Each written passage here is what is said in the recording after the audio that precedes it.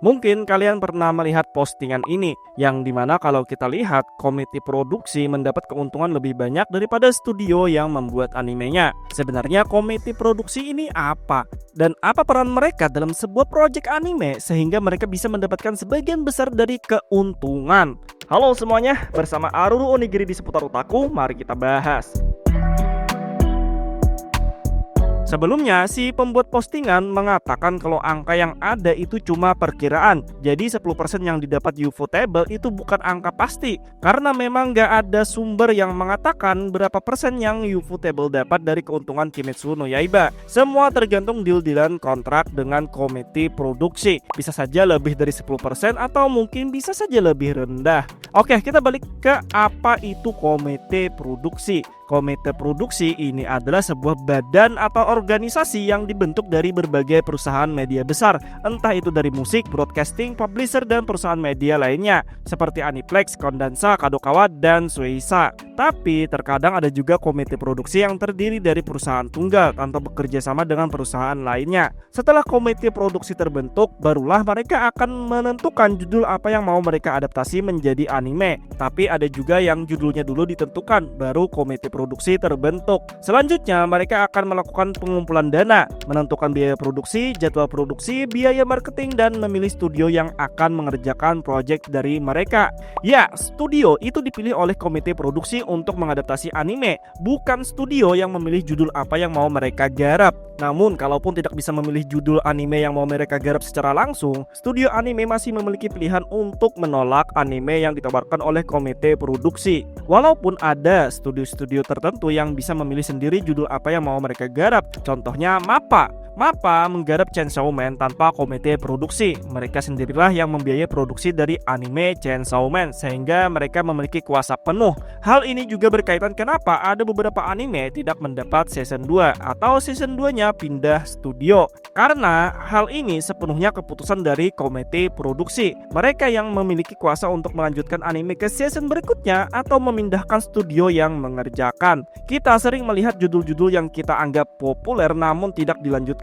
Contohnya aja studio Madhouse. Banyak anime-anime garapan mereka yang tidak lanjut season 2. Seperti aku bilang di atas, bukan studio yang menentukan lanjut atau tidaknya suatu judul anime. Komite produksi akan melihat pergerakan pasar. Kalau dilihat judul tersebut memiliki potensi mendatangkan keuntungan untuk dilanjutkan, maka pasti akan mereka lanjutkan. Tapi kalau nggak ada, jangan berharap akan dilanjutkan. Yang komite produksi lihat bukan cuma jumlah penayangan, tapi juga penjualan merchandise dan Blu-ray juga masuk perhitungan mereka. Perlu diingat, segala tindakan pembajakan tidak masuk ke data mereka, sehingga walaupun terkenal namun terkenalnya lewat akses bajakan, jangan harap bisa mendapat lanjutan seriesnya. Dari penjelasanku di atas, harusnya kalian sudah memiliki gambaran peran komite produksi dan studio anime. Bisa dibilang komite produksi itu adalah klien dan studio anime adalah kontraktornya. Pertanyaannya, kenapa sih perlu komite produksi agar bisa memproduksi anime? Kenapa para studio anime tidak membiayai sendiri produksi anime mereka seperti MAPPA? Jawabannya karena keterbatasan biaya dan resikonya juga tinggi. Pembuatan anime itu memerlukan biaya dan sumber daya yang sangat besar. Karena biaya yang dikeluarkan besar, tentu saja kerugian yang dialami jika anime yang diproduksi gagal juga akan besar. Disinilah fungsi komite produksi. Mereka mengumpulkan dana dari berbagai perusahaan besar dan membagi kerugian jika terjadi kegagalan. Bisa dibilang berbagi beban lah. Senang sama senang, rugi sama rugi. Tapi karena bebannya yang dibagi, kerugian yang dirasakan setiap perusahaan tidak terlalu besar dibandingkan jika ditanggung oleh satu perusahaan. Kalau ada studio yang mencoba berani membiayai sendiri produksi mereka dan ternyata anime yang mereka garap gagal, resiko studio itu tutup gede banget. MAPPA itu bisa dibilang sangat berani menggarap Chainsaw Man tanpa komite produksi, walaupun tetap tidak semua anime yang digarap MAPPA dibiayai sendiri. Karena seluruh biaya produksi anime ditanggung oleh komite produksi, mereka memiliki hak untuk mendapatkan persenan lebih besar tentunya. Studio biasanya mendapatkan lebih kecil daripada komite produksi, tergantung deal-dealan mereka dalam kontrak. Bisa saja mereka cuma dibayar sekali di muka, atau dibayar sesuai persenan dari keuntungan penayangan. Itulah kenapa kadang-kadang pendapatan dari studio anime nggak gede-gede banget. Namun ada cara lain agar studio anime bisa memperoleh keuntungan lebih besar tanpa harus membiayai sendiri produksi mereka. mereka, yaitu dengan cara ikut dalam bagian komite produksi. Dengan ikut bagian dalam komite produksi, studio anime juga bisa mendapatkan persenan lebih besar dari penayangan anime, penjualan merchandise, dan Blu-ray. Walaupun begitu, untuk menjadi bagian dari komite produksi juga memerlukan biaya yang besar, namun tidak sebesar membiayai produksi anime secara mandiri. Cuma beberapa studio yang memiliki kapital besar yang bisa ikut bagian dalam komite produksi. Karena studio-studio anime ini terkadang mendapat keuntungan yang kecil dan terkadang juga budget produksi yang diberikan oleh komite produksi tidak cukup sehingga studio anime perlu menambal kekurangannya. Ini yang biasanya menjadikan gaji para animator rendah namun memiliki jam kerja yang panjang untuk menyesuaikan biaya produksi. Tapi kan biaya produksi anime itu besar. Kenapa bisa budget untuk pembuatannya kurang? Biasanya alokasi dana untuk pengerjaan anime oleh studio itu nggak selalu besar. Yang paling besar biasanya ada di marketing. Apalagi jika mereka menargetkan pasar yang luas. Budget untuk marketing bisa sampai 2 kali budget produksi.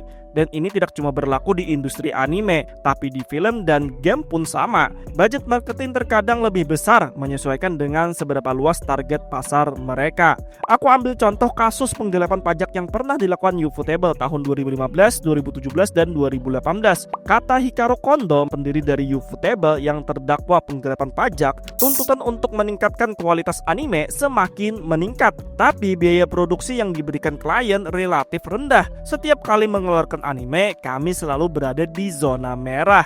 Biaya produksi itu udah fix dari awal perencanaan, makanya mereka tidak bisa semudah itu untuk menambah budget produksi.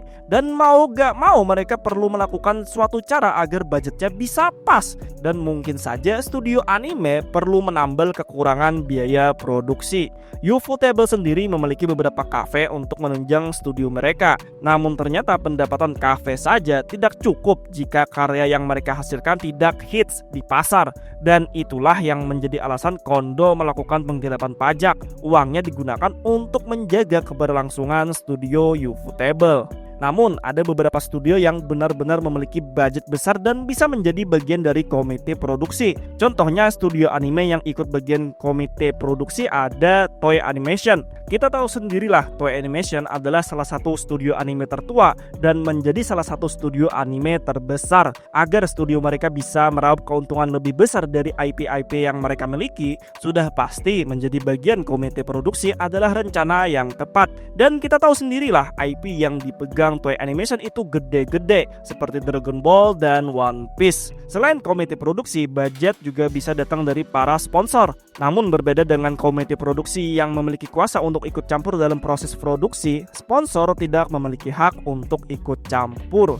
Oke, itu aja tentang komite produksi. Semua yang aku jelaskan di sini berdasarkan apa yang aku temukan dan pahami dari internet. Kalau ada tambahan karena kurangnya data atau kesalahan karena aku kurang memahami, bisa koreksi di kolom komentar. Jika kalian suka konten-konten seperti ini, jangan lupa like dan subscribe channel Seputar Otaku. Biar tidak ketinggalan update, kalian bisa ikuti media sosial Seputar Otaku di @seputarotaku atau kunjungi website seputarotaku.com. Terima kasih yang sudah menonton. Akhir kata, see you next time and goodbye.